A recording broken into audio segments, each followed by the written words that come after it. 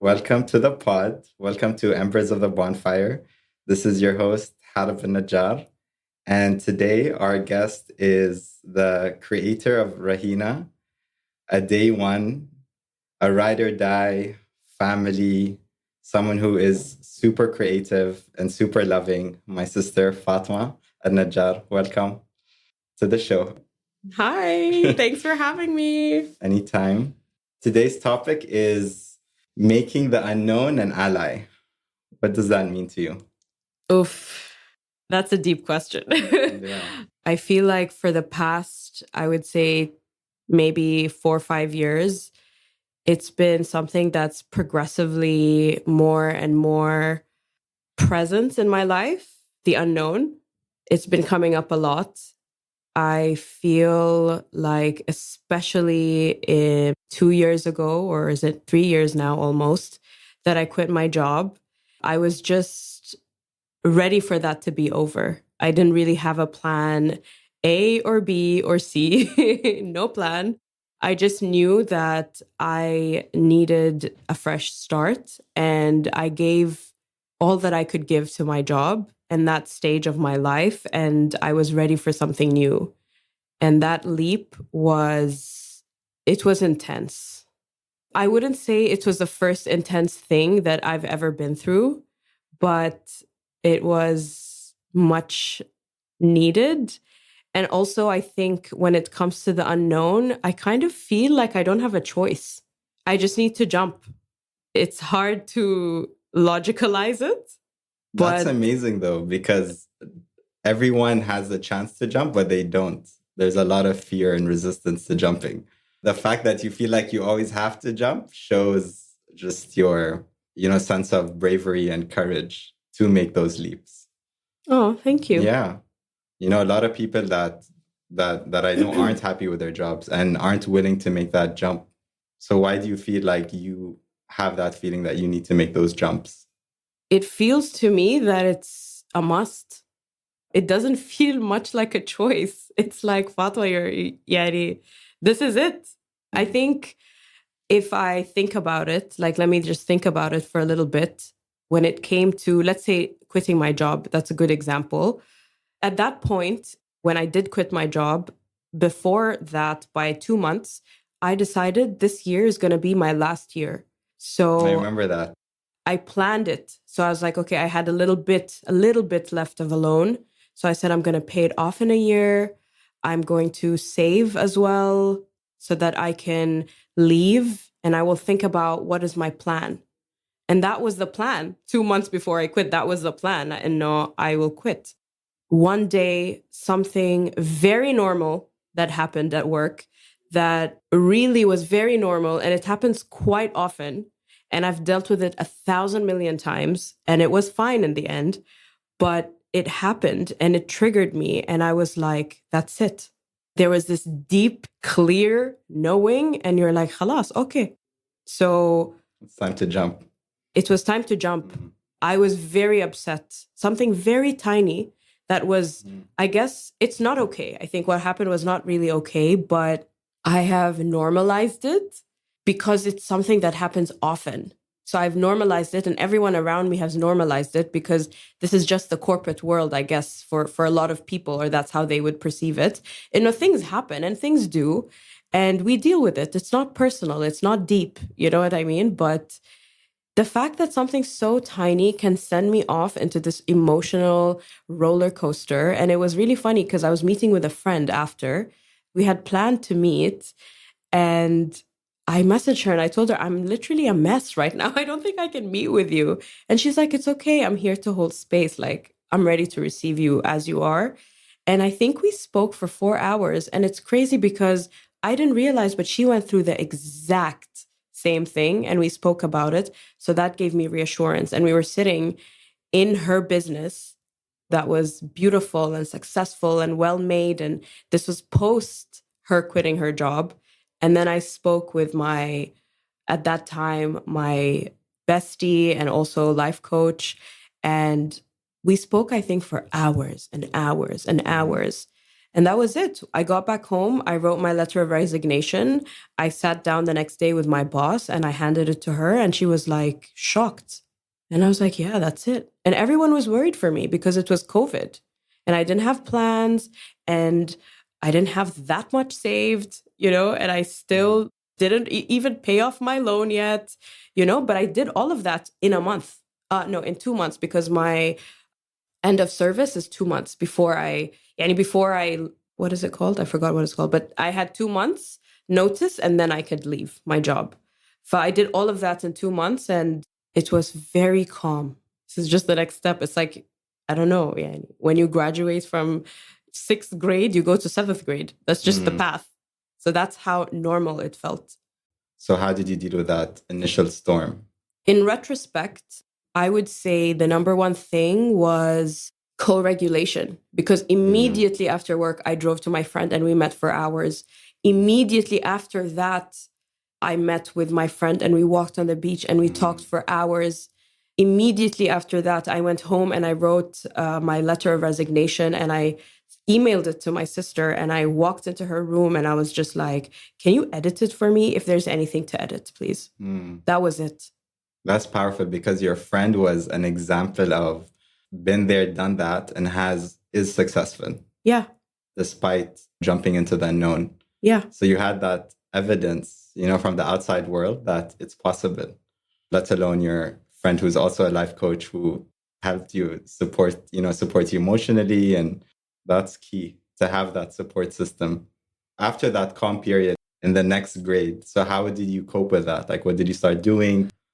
So the first thing I did as soon as I got my last salary was I decided I really need a fresh start. Like I need a white blank page where I can start to build on my own terms. And so I was looking at direct flights that didn't have very intense COVID regulations. And I happened on Zanzibar. I've been to Zanzibar before. So this was my second time in Zanzibar. I wanted to be in a place that feels like home, but is not home.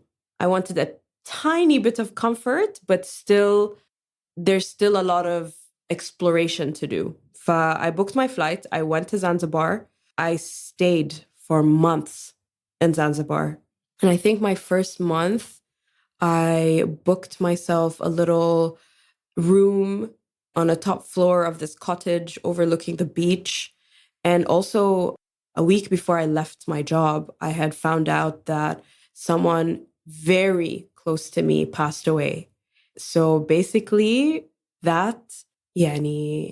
my trip in Zanzibar was one of the most difficult, most uncomfortable, most painful, most, I guess, trip that I've ever probably had in my life.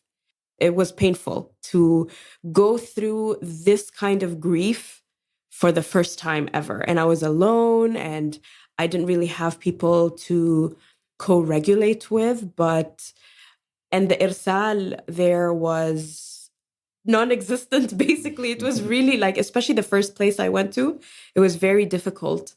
But then things changed. But I think I really needed to, in that moment, I made a decision that, you know what, I'm in paradise, literally. Yeah. I'm in paradise.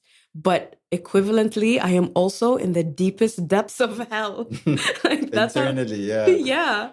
It's wild. It was so crazy because every time I look out my window, I have the capacity to think, wow, beautiful. But also, it was hard because I was, again, like I said, I was in hell. But I needed that time and I made that choice. I'm like, you know what, Fatma? This is your opportunity to give yourself this space that you've always been dreaming of having, to really, really, really allow yourself to feel it all the pain, all the grief, all the emotions, the everything. And it was hard, but necessary. Why necessary? I think if we're going to talk about grades, right? Between each grade, you have a summer holiday. And in this summer holiday, a lot happens. And when you meet your friends again after everyone went off on a summer holiday, there's a lot of difference, but they're still the same people and you're still the same friends for the most part, really. But a lot has changed. Whoever went off to do this thing or whoever, balag, they got, puberty, their voices changed, they look hairier, you know what I mean? And this was my summer holiday. This was like the summer holiday of my dreams, even though it was horrible for the beginning bit, because you need to make space. If you have, I think in my path in that time, even though my job was like very short hours, I was done by 2:15, I was done.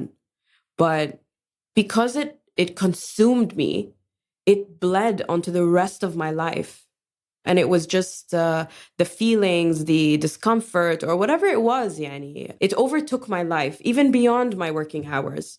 I needed to kind of really sit with myself and establish new grounds. I needed to allow myself to space in order for me to kind of clear some things away and make space for new things to come, new beginnings to happen, new growth, expansion, and all of that. And when you're working, because Yani, this is my third job. So at that point, I had been working for 7 years.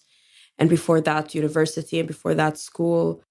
It felt to me that I was always doing something for someone else. I was, trying to study well so that I could impress my parents. I was trying to get a good grades. And then when in university, you know what, like my parents are paying for this. Like I best do it.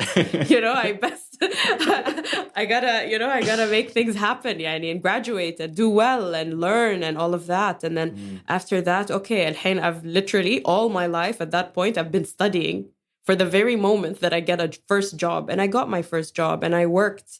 As I said, when I left my last job, it was 7 years. I was working for someone. There was always someone above me. There was always someone telling me what to do. I was always doing something for someone else. I think by the end of it, why did I want to give myself space? Because I needed to figure out, but what do I want? What do I want? What do I want to do for myself? What do I want first? What are my needs? What are my desires? What do I want to do for myself? How can I be of service to myself and others? Because I feel like if you haven't had that on lock for yourself, it's very hard for you to be of service to others, to be of service to your community, to be part of a community or a friendship group or a hada, because you haven't addressed your own needs. What am I trying to say? I think what I'm trying to say is I wanted to know, like, who's Fatma? Can I introduce myself to you, me to me, Yani? And find out, like, what do you really like? Do you really like this? Or did someone else tell you to like it? Another part of that is being a girl, growing up in this community, especially that I have a very mixed background, So like in one summer, I could be on a beach with my cousins, but I could also be wearing my shela and at home stuck with just women in the same summer. It's because I come from two very different backgrounds. It's just very also like extremely different, right? There's a lot of similarities, طبعاً. As I grew, I found out, but I think I'm digressing. But I think just to kind of round up that point is I was always living for someone else. And my body and my mind and my feelings were always owned by someone else, whether it was my parents or my school or my university or my job or my colleagues or whatever is happening in that moment. And I think I needed to give myself a break from all of it in order to kind of figure out what does it look like for Fatma if she's able to own her thoughts and feelings and her body and herself.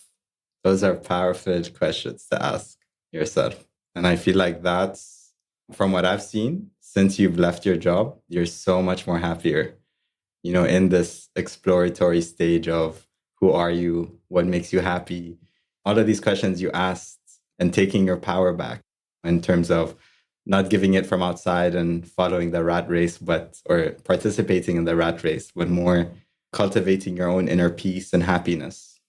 That's powerful. Your light definitely shines through because you've had, I feel, that space to get to know yourself a bit more.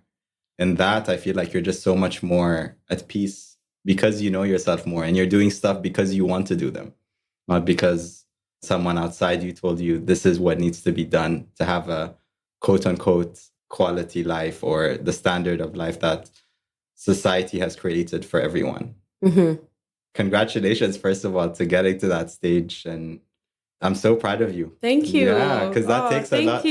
That takes a lot of courage to step out and jump into the unknown and not know where your next step is necessarily, but take that step to figure out who you really are. And from there, building from that. That's powerful. Speaking of courage, in 2016, I went and I did my first retreat ever. My first introduction, I guess, into mental health was this retreat in the UK. It was like a group therapy, and there were like therapists there and things like that.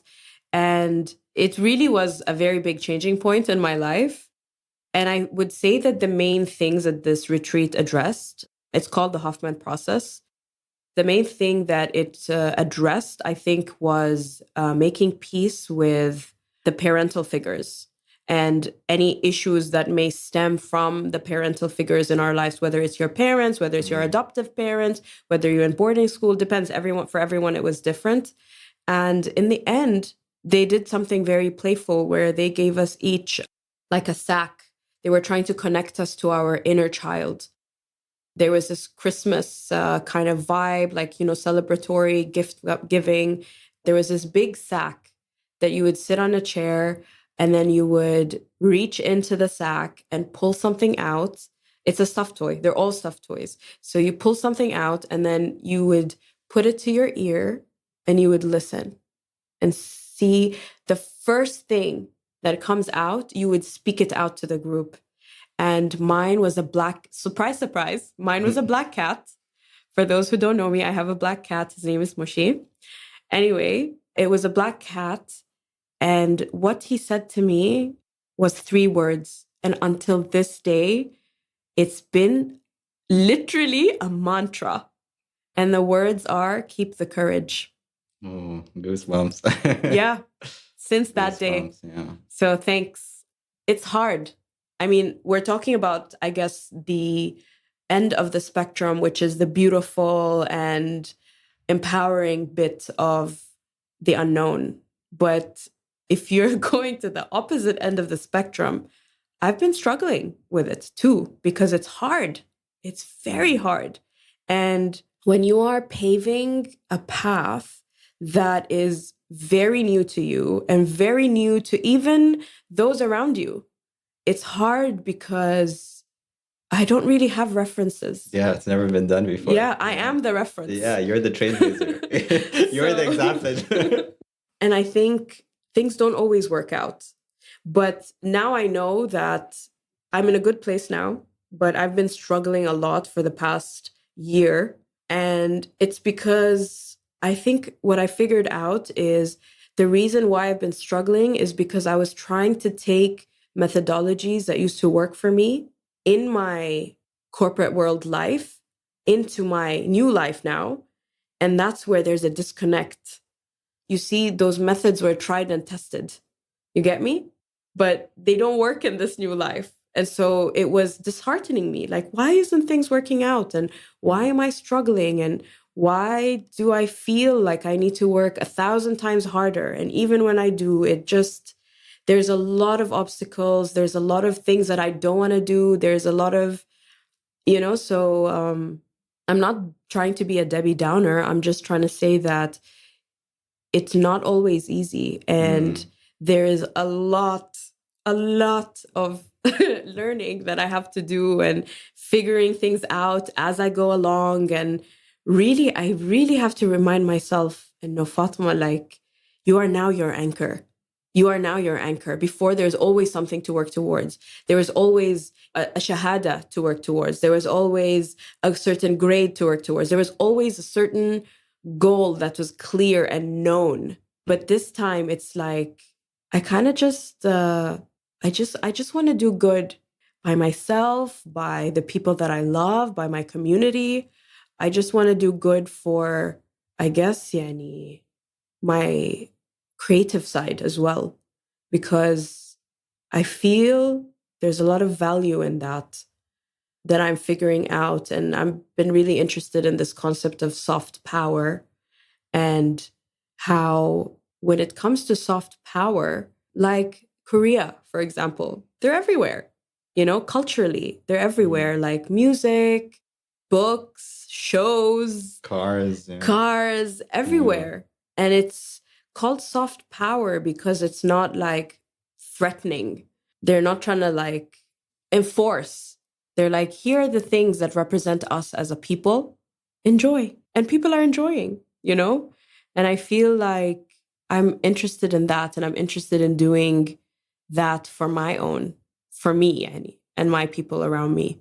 So I don't know where I was going with that point, to be honest. There's a book on that, by the way. I don't know if you've heard of it. It's Dr. Hawkins, Power versus Force. Okay. And he talks about where force, when you force things, they have like a timed effect. But power, it has like such a long lasting effect. Like the powerful people, the influential people, such as the prophets and people who like promoted peace, they, like Nelson Mandela, for example, their effect is so much more lasting than someone who has a negative context, who used force instead of power. That idea of power is, yeah, it's real. It's more sustainable, it's more long lasting, and it's more in flow, if that makes sense, once you tap into it. Now, for someone, for example, who's like listening and isn't happy with their current circumstances, like whether it's their job or whatever it may be, their relationship or just in life, and they're scared to make that jump or make a different change. It doesn't have to be something so big as well, something small, but to make that jump, how would you advise them? How would they make that jump, and how can they sustain being in the unknown? Okay, wow. Just because I went through something, I might not necessarily be the right person to give advice on it. But if there's anything that I've learned, and I would refer back to the story I just told about the stuffed toy cat that I pulled out. Why did that stay with me? Because in that moment, I was in a sense, I was connected to my inner child. There was no difference between little Fatma and Fatma in that moment. We were one. If anything, my advice would be is think about what are the things that you used to do as a kid. Try to build a relationship with little you through that connection. Because you know what? Like a lot of the things that I'm doing now in my new career, my creative career and path, they're things I used to do as a kid. It blows my mind. It blows my mind. Can you give us examples of, okay, I'll tell you. Of that? I'll tell you. For example, I make jewelry, right? When I was a kid, I had these little jewelry packs, these plastic beads. And I remember, I think it was Home Center at that point. They had one that was more culturally appropriate. There was a little bit more triangular things and more tribal looking things. I was like, whoa, because it was very close. It feels close to me. And I remember making bracelets for everybody, whether it was like with thread, whether it was with beads, whether it's kida. There was a phase. I had that phase. Another thing is working in film, whether it's creating concepts, whether it's producing. Me and my bestie at the time, we used to create some crazy, funny, random movies. And I still have those movies till this day. And I watch them still because they really make me laugh. Some of them are very cringe. very cringe. And I'm not going to get into that because very cringe. And I think you know what I'm talking about. And couple of thousand views. 20,000 views, I think, or 25,000 views on YouTube. I could have started a career, but cringe. Only my very close friends have seen it, and not many people commented. There was more laughter and really like crying laughter of how cringe it was. And I'm doing that now. But that's the soul. That's the young child thing. I think that would be my advice is connect, sit with yourself and connect with little you. What did you used to love to do? Is there a version of it that you can do today in your free time? For example, another thing is I used to always write books, stories, short stories. And it was all to do with the ocean. And about a month ago, I just wrote the first draft of children's book. What really pushed me to do that is Aden, Represent. my baby bestie and your son. Because I'm like, you know what? What I did was I used an old story that I had created as a child that I don't have the reference of, just its memory. And I wrote it one day on the beach in Arabic. And I would ideally want it to be bilingual, but I wrote it in Arabic. And it's an ongoing project. This is what I mean by really, really connect, because I feel like when you think about the properties or the way of a child, they're not afraid of the unknown. They will stick their finger in an electric socket. You know what I mean? And they will jump like crazy onto the floor and it's marble. No fear. They just go for it. They haven't learned fear yet. Exactly. Yeah. So that would be my advice, because there's a lot to learn from children and there's a lot to learn from you as a child, beyond the traumatic events and beyond all the teachings that we were taught by all of the people around us, other adults around us, whether it was school, whether it was our parents, our elder siblings. I think when you are most connected to your inner child, there is a certain really, I don't know, this sweet feeling that is a little bit encountering toward, it counters a little bit the fear that we as adults would have. I would say that would be my advice. And I think that looks differently for everybody. You guys kind of need to figure out what that looks like for you. And ask those questions. Mm-hmm. So would you say, since you made that jump into the unknown, would you say you're happier now? 1 million bazillion %. Not even a doubt. Yeah.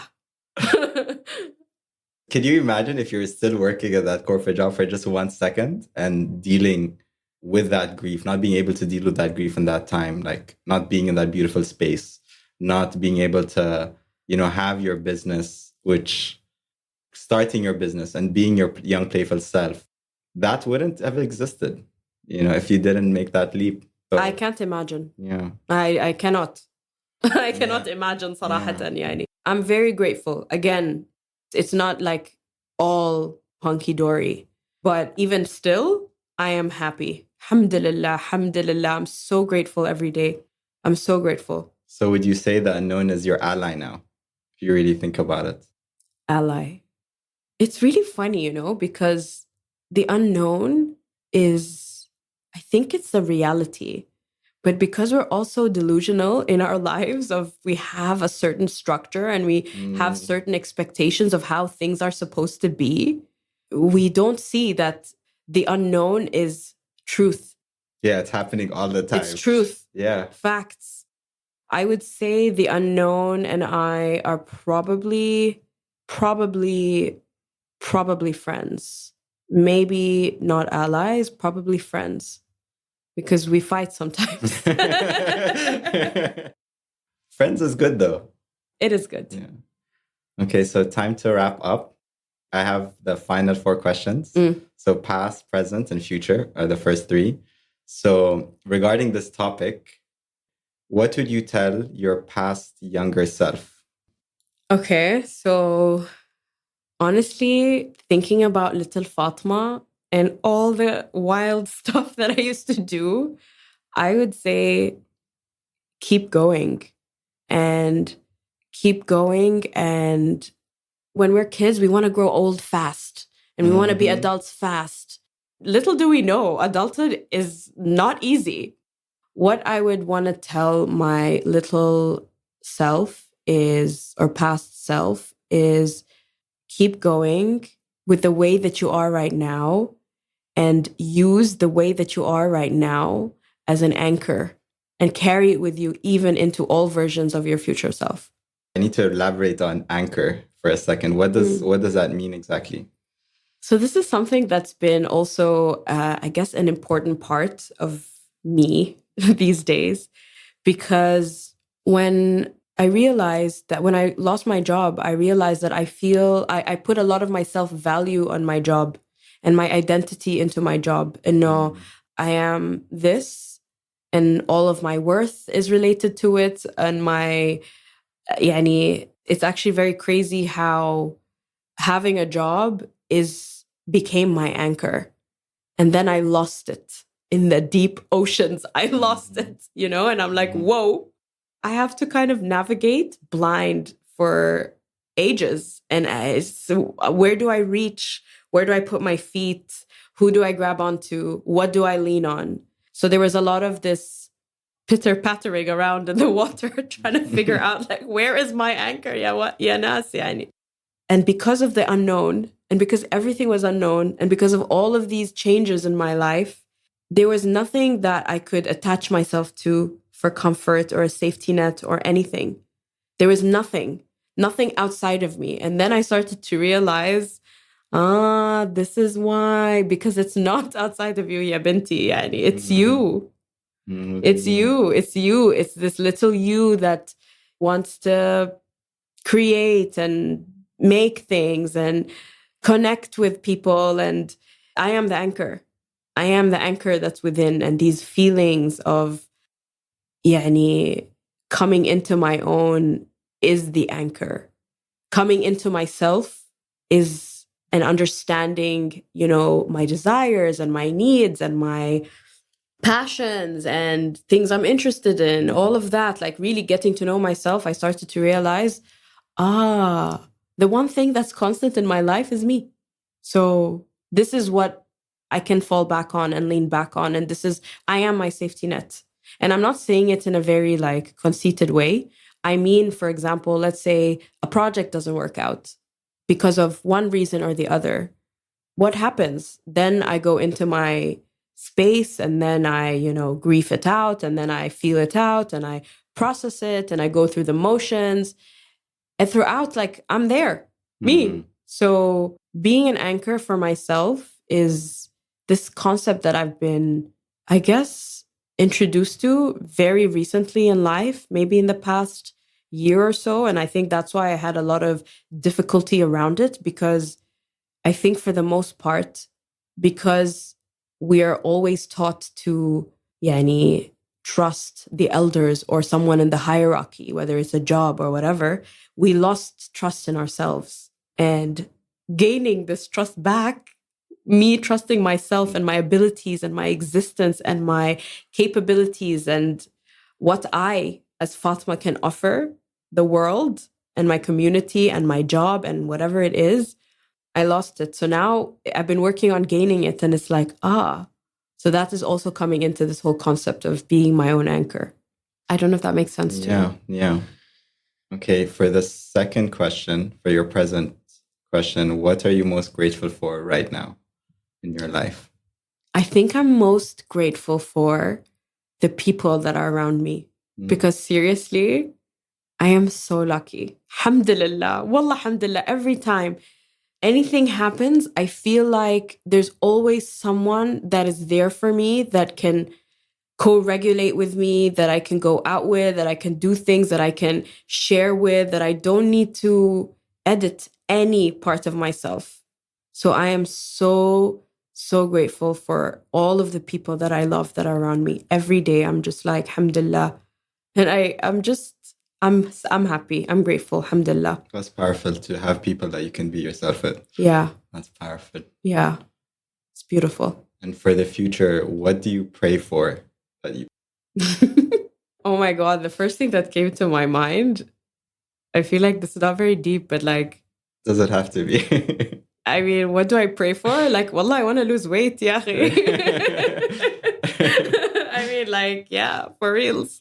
That's one of the things. Yeah. I think another thing I pray for is more unconditional acceptance of myself. It comes down to that. Yeah.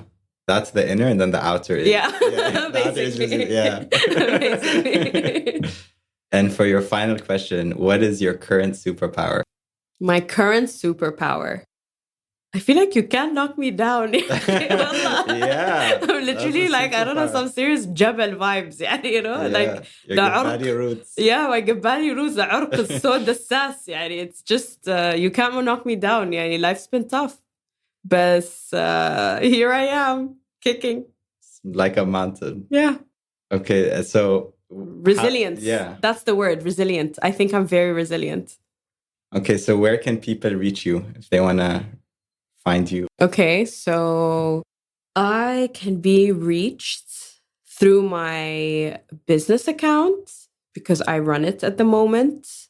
And it's at by.rahina on Instagram. I only have Instagram.